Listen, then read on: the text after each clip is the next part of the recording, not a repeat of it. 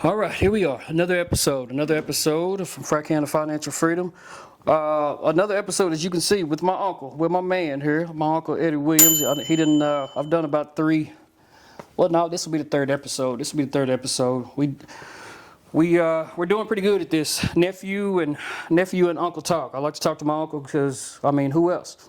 Who else do you get wisdom from? Today we're going to be talking about relationships.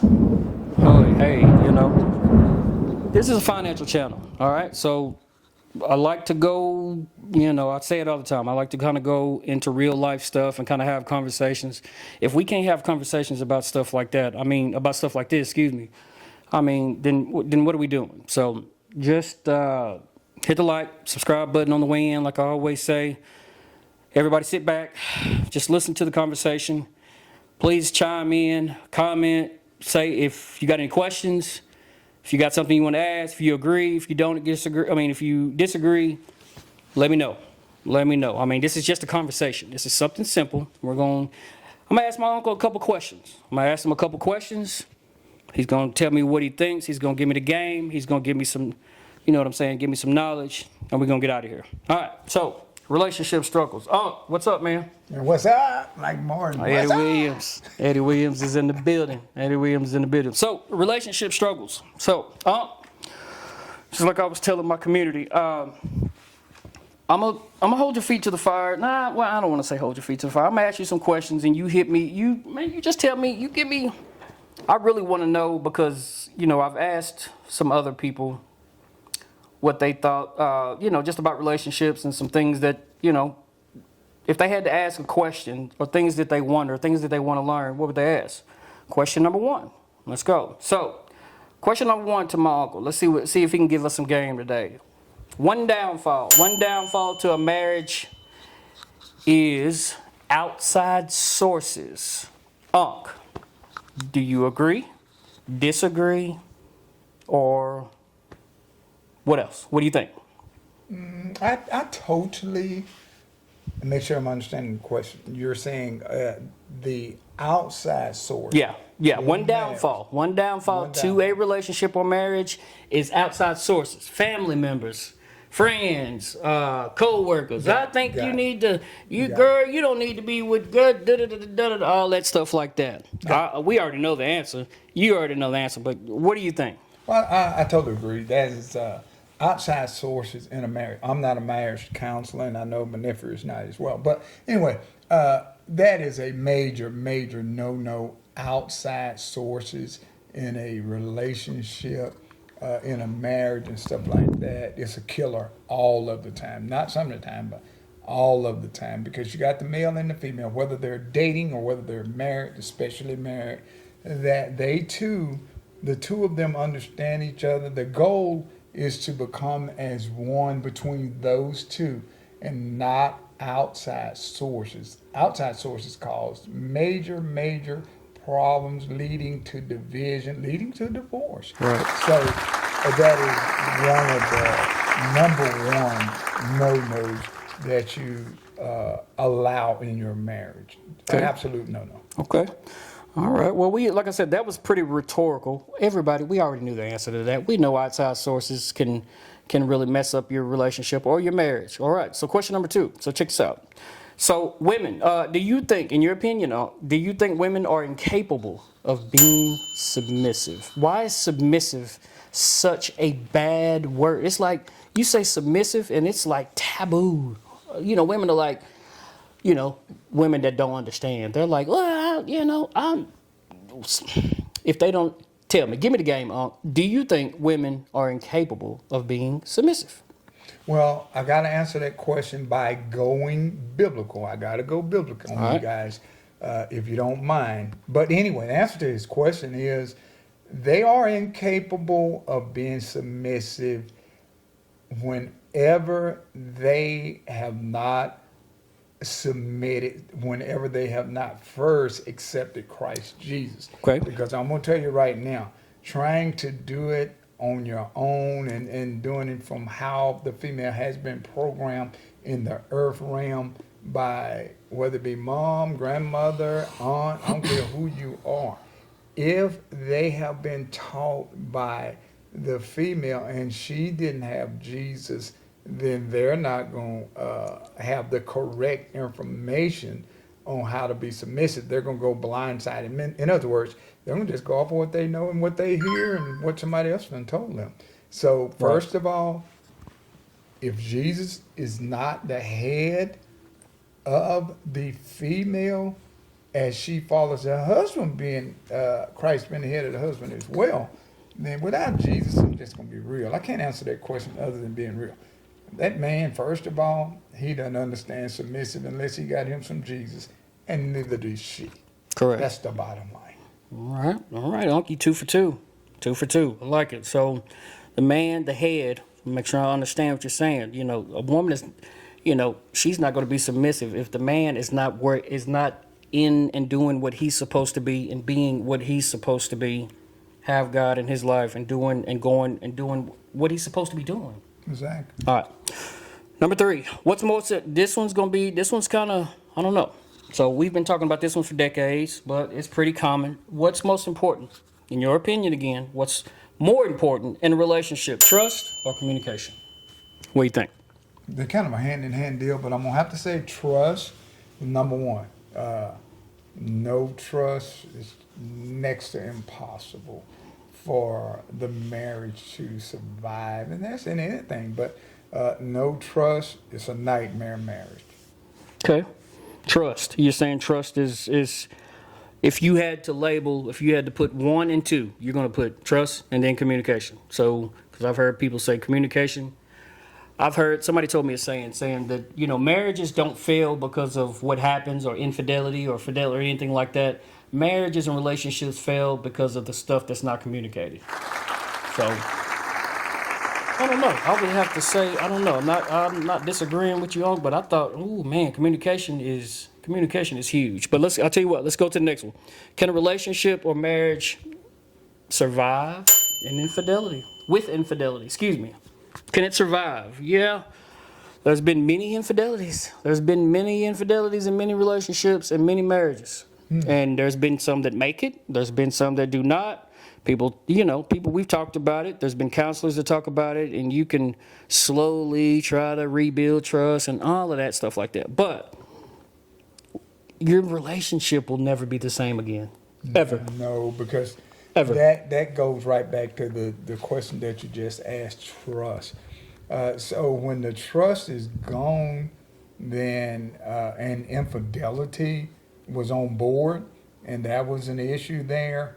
I'm gonna be just real that most people already know it's next to impossible for that marriage to survive. However, it depends on the individual. You know, there are some that deal with that better than others. There's some that can say, well, we're all imperfect. We all make mistakes, and I can forgive and continue to go, or I can try to overcome that. Yeah. And some can, some can't. It's just, again, that depends on the two people themselves. But it's it's a very thin line for survival there. Again, sometimes it works and sometimes it don't. But it can make it. It can make it. Okay. It's just something that you don't want to tamper with at all, really. Okay, I got you. Well, so are you saying that so infidelity, a marriage or it can make it, does it depend, do you think it depends on the two individuals? Do you think it depends on how it was, I don't know, how it was done, how it was talked about, how it was worked through, how it was, it just depends, right? It just depends on the two individuals. Okay, I'll take that. Might I add this too? It depends, and when you think about it, it probably has an age bracket there if you think about it, because you think about that's fair. A young people that's in an age of, I'm gonna just say 20 to maybe 30. They're still maturing, they're still learning, and when you have issues like that, they I probably would say they hadn't matured enough. They hadn't learned enough about the world to be able to have the mindset that a person that was 45 and 50 has to try and overcome that. So maybe I might throw in as well that can also, as far as it not working, that age bracket plays some part in it as well. Basically saying the more mature you are, the more you've experienced in life, you can handle more things better and survive than what you can if you're younger. Okay, that's fair. Good. That's valid. So, can it survive? In my opinion, I want to give my opinion. I do think it can. I do think it can. I'm with you on that one. It just depends on you. You have to have certain people to do that. So, last one. We're gonna wrap it up and we're gonna get out of here. So, what makes a marriage last? What makes a marriage last a lifetime? 30, 40, 50 years, 60 or whatever. We always, how we always see people, the older people in the store or Walmart, or we see them people that's been married for 30, 40 years, and first thing we say was, how did y'all, what's the secret and what did y'all do it? We always say that. In your opinion, what is it? What makes it last? I'm sorry, go ahead. I am going, just give only my opinion, and I'll be the first to stand up and throw my hand up and say, man, I'll be honest, I'm giving my opinion. I'm not in the position to tell you exactly what makes it work. Again, it depends on the two individuals, but in my opinion and in my mindset, first of all, we want to say trust. Secondly, we want to say compatibility, very, very huge. And we want to talk about communication. I think those three things are a major, major start. There's a major attribute to a marriage because for a male and a female to coexist, that's how God designed, to coexist, then those three traits, those things, I feel like got to be there. Because if my wife dislikes 90% of who I am and what I like and what I like to do, then that's just not going to be a good thing.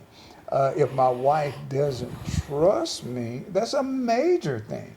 And then if the communication is not there, you kind of want to say, well, there's no possible way that marriage is going to survive. Right. There's no way that it can make it. Exactly. So those three things there, in my opinion, I would have to say they're very, very critical. Just those three things that we were talking about: trust, communication. What was the other one? Compatibility. Compatibility. Okay. So just those. You basically say you have those three things. Not guarantee you that you will make it, but you got a pretty damn good chance. Exactly. Okay. So I don't know. I mean, in my opinion, I think a lot of this stuff can be caught in the beginning. And what I mean by that is, a lot of this stuff, and I'm guilty of it, I'm sure you're guilty. A lot of us jump into relationships, marriage, whatever, and we just don't have a conversation. We just don't sit down and say, you know what? So, what do you think about kids? What do you think about, this, and this? Or, do you think that you will be able to meet these needs of just a conversation on, hey, how do you see this? What do you see that, what happened in your past life? What happened in your past relationships? I'm telling you, I think a lot of red flags can be seen in the beginning. Not saying you'll catch every last one of them, but to make a marriage last or to make a relationship last, man, I don't know. Because when you get together, you're two people, and then if you're together for 10, 15, 20 years, now you're two different people. So you turn into two different people, and I think that you almost have to fall in love again, twice. What do you think? Because, you go and, you get through the little honeymoon phase and, everything. Y'all go through some things, and then y'all start to evolve as people, start to get into different things and do different things and whatever. And y'all kind of, the old saying, we just grew apart. But I don't know. If y'all are two parallel lines running together, I don't know, man. What makes a marriage last? You say communication, trust, and compatibility. I would agree with that.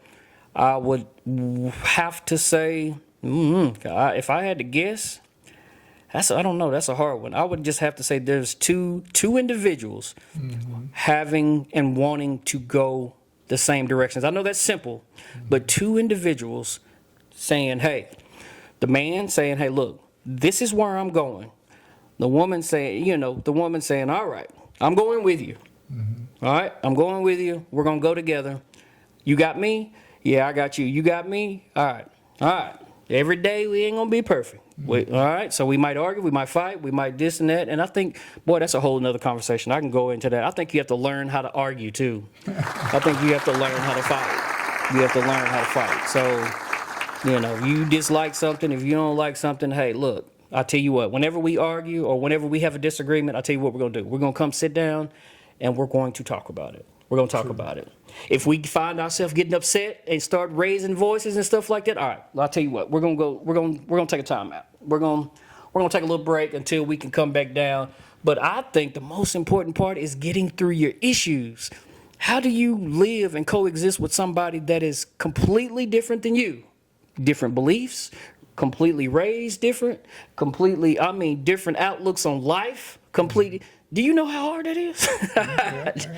So That's a rough one there. So it's a mindset. It's a mindset. Hey, this is what I want. Do you want it?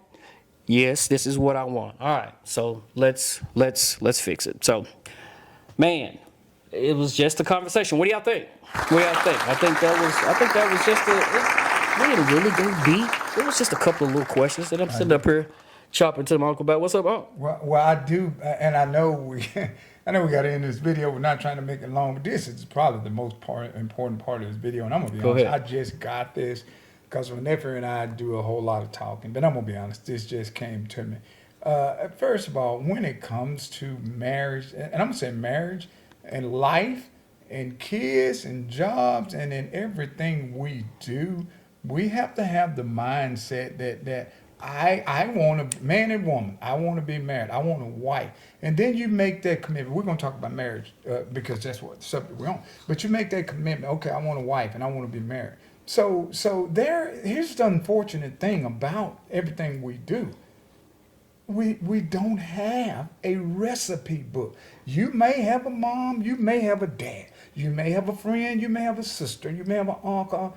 I don't care who they may be, can give you all the information in the world as far as a marriage. But when it come down to real live action and going through that, none of that helps. Marriage is something I think about in the old days, that I think about like when people were raising their farms and they grew food that we eat then and we eat today. And it occurred to me, they didn't have the weatherman to come and tell them it's going to rain next week or it's going to rain in the next couple of days or what. They didn't have that.